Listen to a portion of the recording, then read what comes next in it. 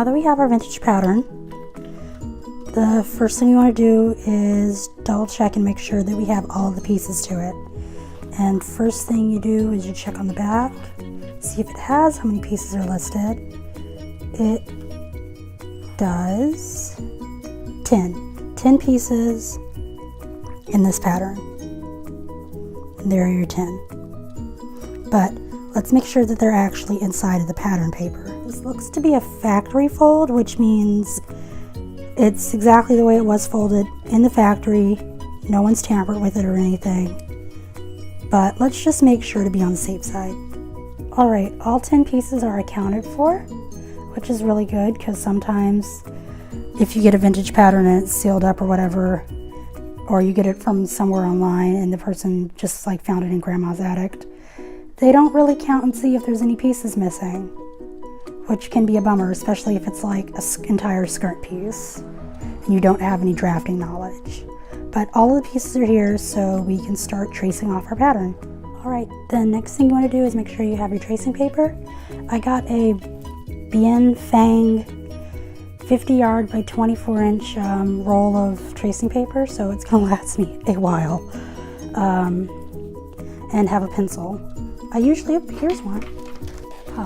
I usually have a number 2 pencil with an eraser. This eraser is terrible, so I'll just steal an eraser off something else. But I make sure it's nice and sharp, which I'm going to do in a minute, and then I will show you the next step. Alright, your next step will be to bust out your iron and your ironing board.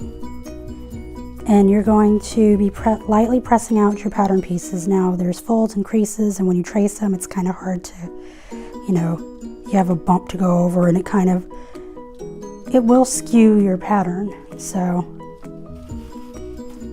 get your iron. Not sure what kind of iron you have, but make sure it's at its lowest setting. And make sure that the steam is off. Like, this is imperative because it's old paper. It will smell a little funky. And then just sort of wait for it to cool down. Okay, now that it's nice and cool, you start pressing.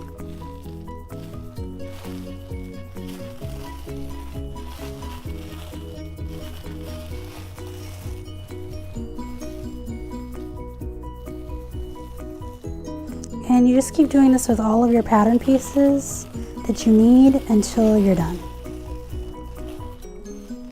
At this point, I ironed over all the pieces, all 9 pieces that I needed, and just sort of made sure that all the pieces were nice and flat. There weren't any extra little nooks and crannies that were hills and valleys rather that were there. And what I keep looking behind the iron for is the list of pattern pieces that I wrote down, so I can check and correlate and make sure that everything is working good.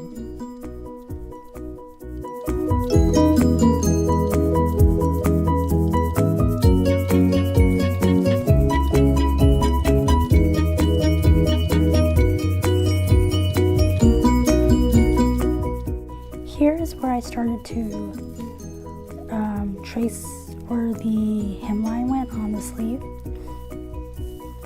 and unfortunately I didn't realize that you could barely see what I was doing in the entire shot, but I fix it in a minute. But just marking where all the circles are and marking where any notches are in the pattern.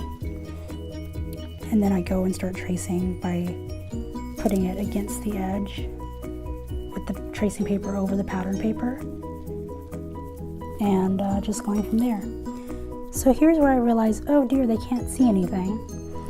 And just continuing on with tracing over the sleeve pattern, it was a very easy thing to trace over, it being a sleeve and just one bell-shaped piece. Then after that, I had traced over the yoke, front, and the pocket.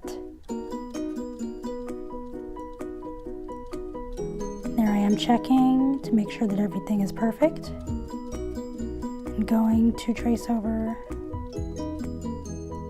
Oh no, I'm writing all the information down for the pattern piece. That way I can keep all of them together in a manila envelope and have them for later use, which is always a very good rule of thumb to have when you are working on pattern pieces.